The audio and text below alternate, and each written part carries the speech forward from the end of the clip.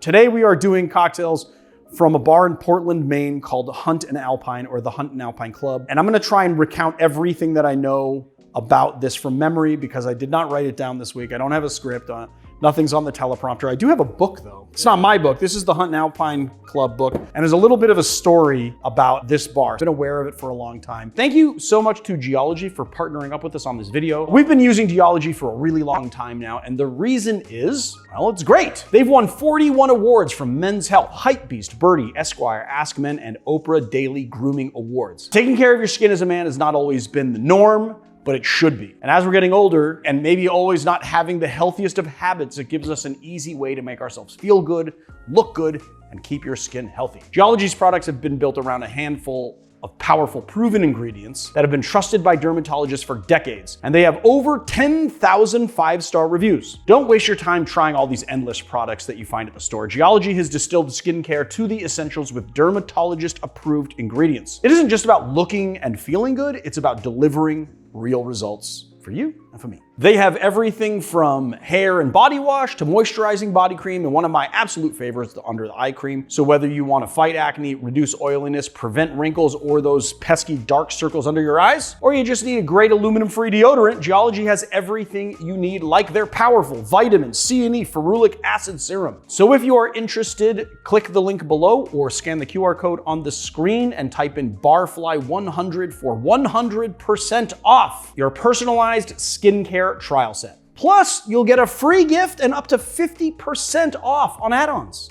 It doesn't get better than that, guys. Go below, scan the QR code, and get your skin looking healthy, hydrated, and vibrant. That's Geology, Geologie.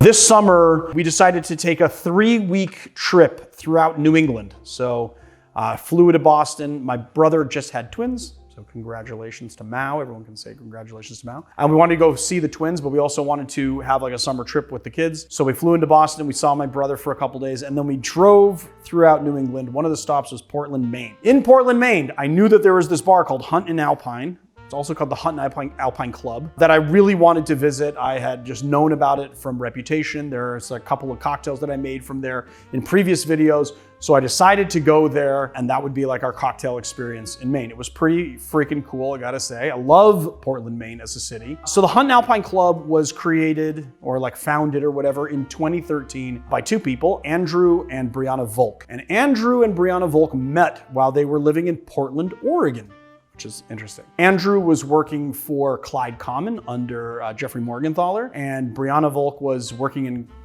I think, advertising or something. Anyway, they met there, and then they decided that they were gonna move back to New England. I guess Andrew Volk is from Vermont originally, so he wanted to go back to New England, and there was a job that took them back there. They settled in Maine. Then one night over drinks in a dive bar that doesn't exist anymore, Brianna was like, why don't you open a bar, to Andrew? And Andrew was like, okay, I'll open a bar. And so the Hunt and Alpine Club came to be. The Hunt and Alpine Club is a bar that has like a Scandinavian bent, which comes from Brianna's family. It is a fantastic little bar. It's, I think, a bar that like everybody should aspire to open a bar like this, because it is like you walk in and it's very comfortable atmosphere, and it feels very familiar, and it has very like happy, very outgoing, knowledgeable staff, right? Everyone like kind of greets you when you walk in, but it's also like kind of high-end feeling. Like it's like, it feels kind of luxurious in there, but then also very comfortable, and like everything is on point. Like everything that you order is on point. Every cocktail is on point. It is amazing. It exceeded my expectations, and I had pretty lofty expectations for this place. They quickly found out who I was, and I got to talk to a couple of the managers. They were all very lovely. They let me film the bartender while he was making some cocktails so we could show some B-roll. And they also gave me a book before I left. So I thought it would be kind of fun to make a cocktail video where we do 3 cocktails from the book. I know that they're gonna be great because I had a whole bunch of stuff off their menu, and it was fantastic. They let me, because they have a restaurant license, you can bring kids in there, and they gave my kids some cool mocktails. It's a nice, small little spot with everything just so. Very East Coasty, you know, you get oysters. I don't know if they have a lobster roll, but they got that type of stuff on the menu. It's a great bar. Everyone should go there. They didn't sponsor this episode. They did give me a free book though. The Smoke and Bitters was created by the bar manager, well, the at the time bar manager, Trey Hughes over at the Hunt and Alpine Club. This freaking cocktail looks insane. Like it looks like it should not work. Let's see if it does. The book says it does. Otherwise they wouldn't have published it in a book, but it does not look like, I mean, it's crazy. It's a crazy amount of ingredients and it's crazy ingredients. So let's see. All right, first things first, half an ounce of Fernet.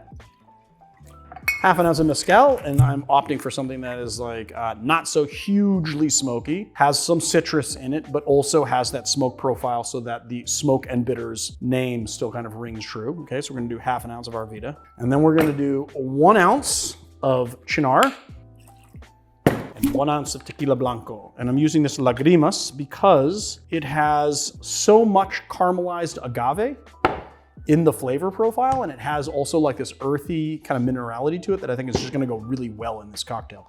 It's gonna pair nicely with everything. So we do 1 ounce of Tequila Blanco.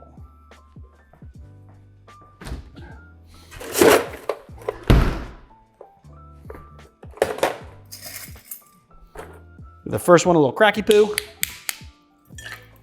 Maybe we'll do the second one too.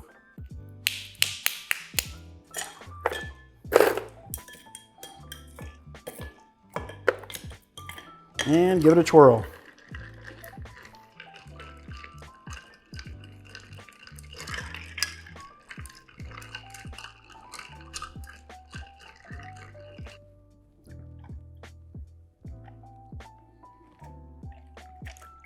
And a grapefruit peel, which I think is gonna make it sing. Definitely a good call for this particular drink. Gonna manicure this bad boy because I like to have pretty things.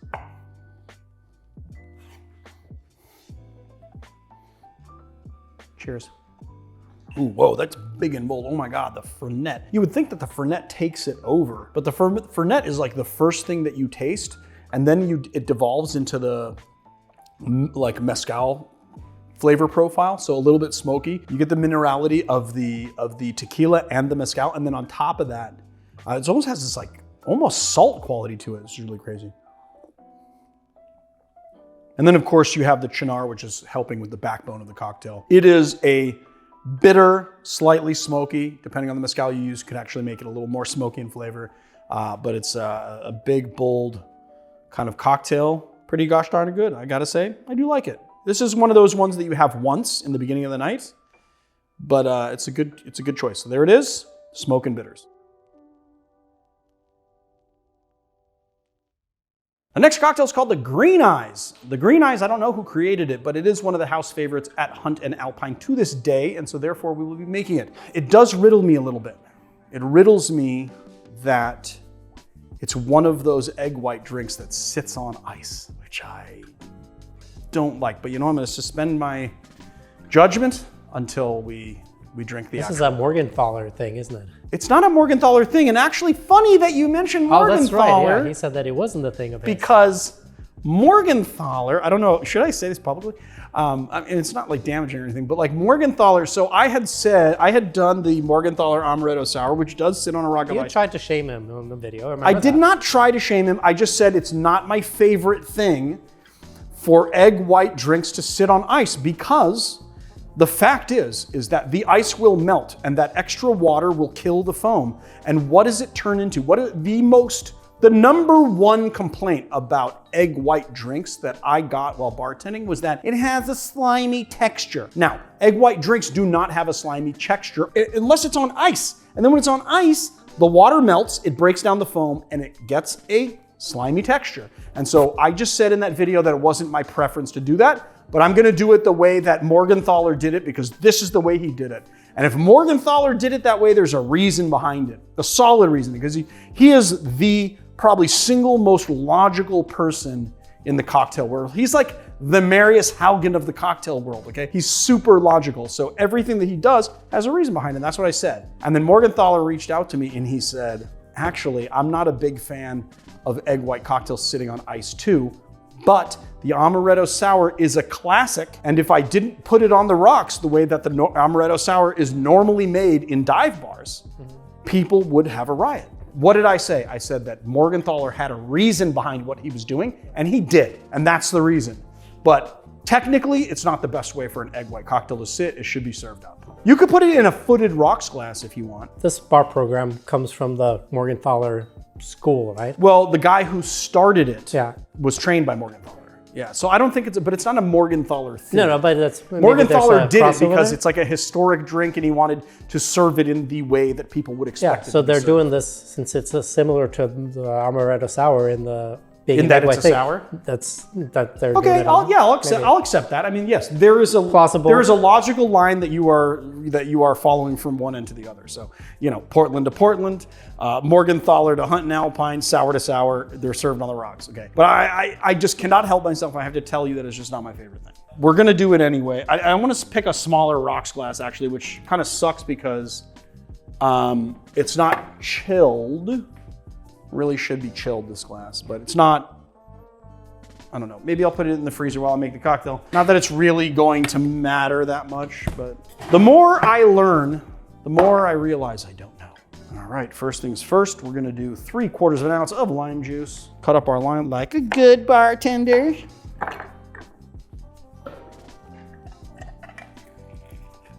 Ooh, that was very juicy, but I don't think it was 3/4 ounce,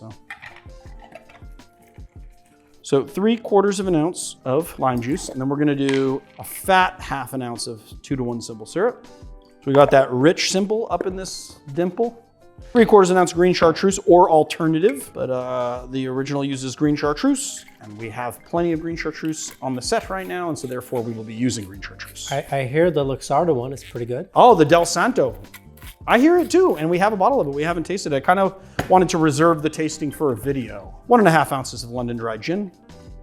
And then we are gonna do an egg white. We're gonna do this into the other tin so as not to mess up our cocktail. Should we reverse dry shake it? I think it actually has a reverse dry shake as the instructions.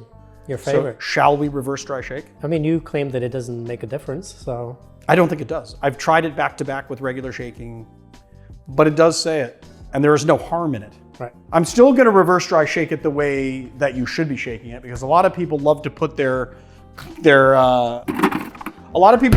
sour cocktails on just regular or even cold draft ice, but a lot of ice in there, and it still just be shaken on one cube. One big cube lowers the amount of dilution, but it ups the texture. And then, because we're not savages, we will take a single cube of ice to add a little more dilution in there.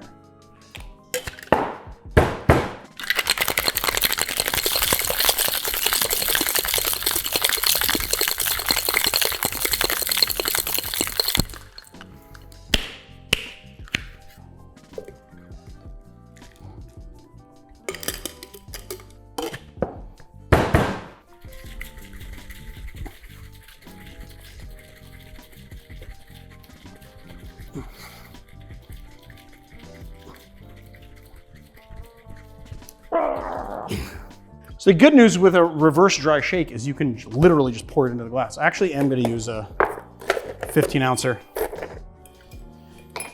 Hopefully this thing doesn't do me dirty on the volume, but egg white drinks expand quite a bit. So here we go. See, I was right. I needed a big glass. And then for garnish, we're gonna do a little one of these numbers.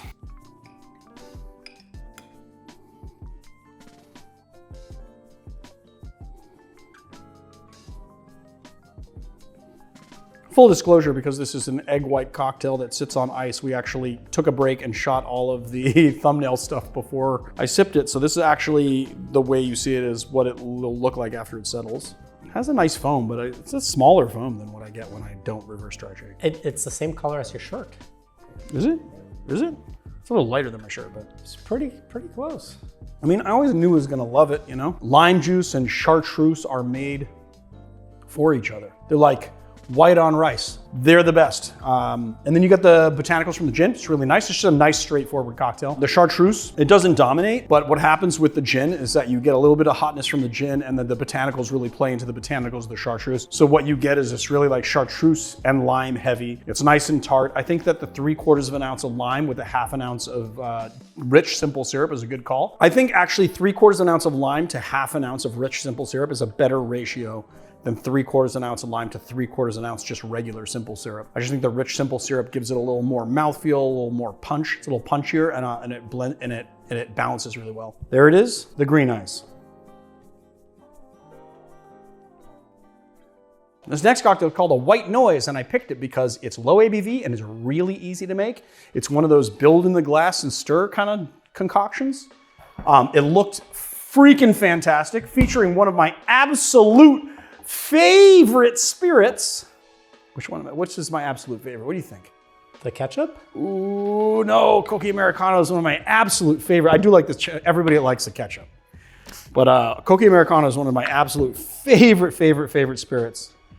Or aperitivos, I guess. It's not really, it's a fortified wine, so it's somewhat a spirit, somewhat a wine. But it is so pleasing to just drink that straight. The only problem with this is that because of the botanicals, you get really terrible hangovers from it.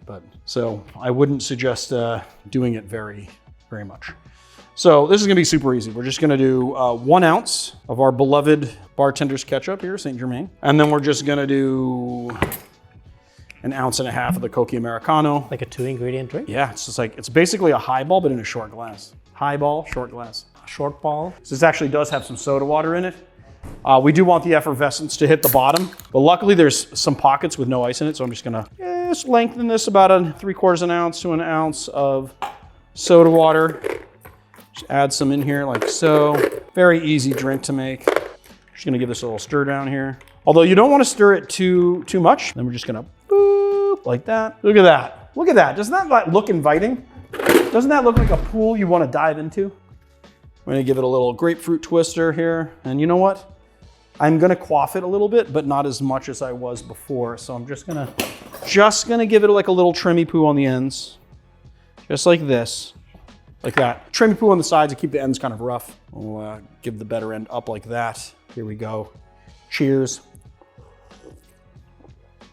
Oh my God, that is freaking-tastic. Okay, so first of all, you get all of the oils of the grapefruit. That's the first thing that sort of hits you both in your olfactory and then also your taste bud sensors. So you get a big hit of grapefruit devolving into the sweetness of the elderflower and then the floral sweetness of the Cocchi Americano. This is a match made in heaven.